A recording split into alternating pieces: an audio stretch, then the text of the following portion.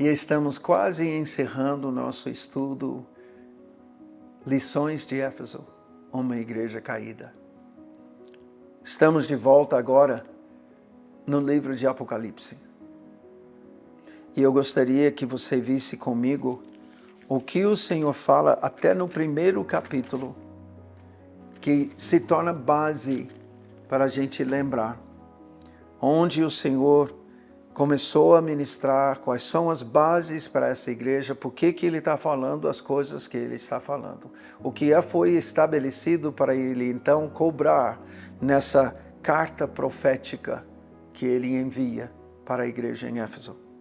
Apocalipse 1, versículo 4. João, as 7 igrejas que se encontram na Ásia, graça e paz a vós outros, da parte daquele que é, que era e que há de vir. E da parte dos 7 espíritos que se acham diante do seu trono. E da parte de Jesus, o Messias, Jesus Cristo, a fiel testemunha, o primogênito dos mortos e o soberano dos reis da terra. Àquele que nos amou e pelo seu sangue nos libertou dos nossos pecados e nos constituiu reino, sacerdotes para o seu Deus e Pai.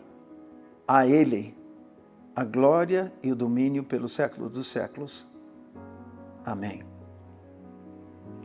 Eu quero observar com você aqui que quando João escreve para essas igrejas, ele escreve na base da obra de redenção no seu sangue que Jesus fez com cada pessoa que se converteu, que creu nele, que aceitou Jesus, que nasceu de novo. A aliança no sangue do Cordeiro. E ele está falando da parte desses, e ele fez tudo isso, nos libertou, e ao nos libertar, ele nos constituiu reino para o seu Deus e Pai. Agora, 2 coisas vêm aqui em relação a nós. Uma é explícita, outra é implícita. Nós sabemos que quando ele faz menção para o seu Deus e Pai, Jesus é o caminho, a verdade e a vida, ninguém vem ao Pai senão por mim. É a vontade dele que todos nós tenhamos a nossa vida restaurada em relação à nossa filiação com Deus Pai. O que eu quero dizer? Em 1994, o Espírito Santo foi derramado em Toronto e eles sentiram de dar um nome, Bênção do Pai, Father's Blessing. Com isso, eles sabiam que estava sendo restaurado esse relacionamento Deus, Pai e nós como filhos de Deus. Havia muitas ideias, muitos conflitos, muitas confusões em relação a isso. Mas eu quero observar algo com vocês. Deus não estava restaurando a sua paternidade. Ele estava restaurando a nossa filiação. Deus como Pai nunca mudou. E para mim, de tudo que Deus é, Criador, onipotente, onipresente, onisciente, todo-poderoso, aquele que é, que há de vir, tudo, o eterno, tudo, misericordioso, cheio de graça, tudo. De tudo que Ele é, eu percebo que Ele quer ser conhecido mais na sua essência paterna. Ele é Pai. Para mim, Jesus deixa isso muito claro. Ele veio e Ele nos mostrou o Pai. Ele falou isso no capítulo 14 do Evangelho de João. Ele falou, você não sabe que quando você me vê, você vê o Pai? Eu vim mostrar o Pai para vocês. O que Deus mais quer que conheçamos é a sua paternidade. Parece que as outras coisas dos atributos de Deus confluem para a sua paternidade quando se trata de nós. E Ele vê todo ser humano como filho. O problema é que no pecado, esse filho rejeitou a paternidade de Deus e se tornou, segundo Efésios 2, filho da desobediência, filho do diabo. O filho que era de Deus tomou por pai o diabo. E o diabo ficou feliz. Mas Deus, porque Ele é pai, Ele não deixou por isso. Ele veio atrás de nós para revelar a sua paternidade. Além disso, isso é o implícito aqui, que nós somos filhos de Deus. E que as igrejas da Ásia são filhos de Deus. Agora, como filhos de Deus, nos constituiu reino, sacerdotes para o seu Deus. Eu sei que você não pediu para ser sacerdote. Provavelmente, quando alguém falou com você, a todos que recebem Jesus, eles têm o direito de serem feitos filhos de Deus. Você queria ser filho de Deus. E talvez você não entendesse quando você foi feito filho, que isso automaticamente fez de você sacerdote. Sacerdote no reino de Deus, porque é um reino de sacerdotes.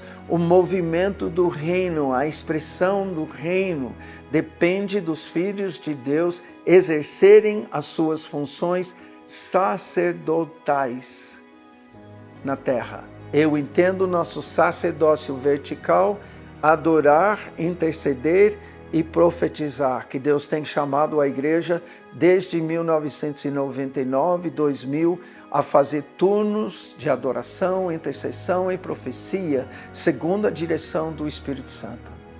E no mundo inteiro levantou-se adoração, intercessão e profecia durante 20 anos, mais que qualquer outra geração da história da igreja. Ainda tem muitos que precisam entrar nisso. Muitos não têm descoberto a sua função sacerdotal no reino. Mas o mundo vai mudar e vai progredir segundo o plano de Deus quando nós assumimos, quanto mais assumimos, o nosso sacerdócio no Senhor. O sacerdócio também é vertical, é ministrar de Deus aquilo que o Senhor quer ministrar ao mundo, que é o quê? A missão do Messias. E João escreve a pedido de Jesus, que está ditando tudo isso, baseado na filiação e no sacerdócio. Tipo, se não fossem filhos e sacerdotes, João não ia escrever para eles. Jesus não iria dirigir a palavra para eles. Mas porque eles são filhos sacerdotes, ele cobra. Porque esses filhos, na sua função sacerdotal, estão se movimentando para que haja a manifestação do reino de Deus na terra. E aí nós chegamos na carta aos Efésios. Desde Isaías 61, que mostra profeticamente a missão do Messias, Lucas, Marcos, Mateus, João, que falam sobre a missão do Messias, Lucas 4, onde Jesus fala, o que eu estou fazendo é o cumprimento da profecia. Jesus faz 12 discípulos e os envia para fazer a missão que ele estabeleceu como padrão. Acrescenta mais 70, a segunda leva de discípulos, ele envia para fazer a mesma coisa que ele estabeleceu como padrão, missão do Messias. Quando fala em Mateus 28 para fazer discípulos, é baseado nesse mesmo padrão que Jesus estabeleceu como Messias pregai, curai, ressuscitai, expulsai, purificai. Quando vem o Espírito Santo, que Jesus manda esperar, ele comissiona, ou seja, eu quero que vocês deem continuidade a isso, mas ele fala, espera, porque vai vir o poder para você fazer isso, porque essas obras vão testemunhar para as nações que eu sou o Messias. Sereis as minhas testemunhas até os confins da terra. Aí isso passa pela vida da igreja primitiva, chega em Paulo, que leva isso a Éfeso, passa mais algumas gerações, e agora nós chegamos no momento em que Jesus arrebata João e ele vai falar sobre a condição espiritual, o estado espiritual da igreja em Éfeso. Tenho, porém, contra ti, que abandonaste o teu primeiro amor. O que Jesus falou? Quem me ama, obedece os meus mandamentos. Quais são os mandamentos? Pregai, curai, ressuscitai, purificai, expulsai. Lembra-te, pois, de onde caíste, arrepende-te e volta à prática das primeiras obras. Ele não diz volta ao seu primeiro amor como se fosse um sentimento. Ele fala, quando você me amava como eu gostava de ser amado, você obedecia e você praticava as primeiras obras. Você fazia o que eu mandei fazer.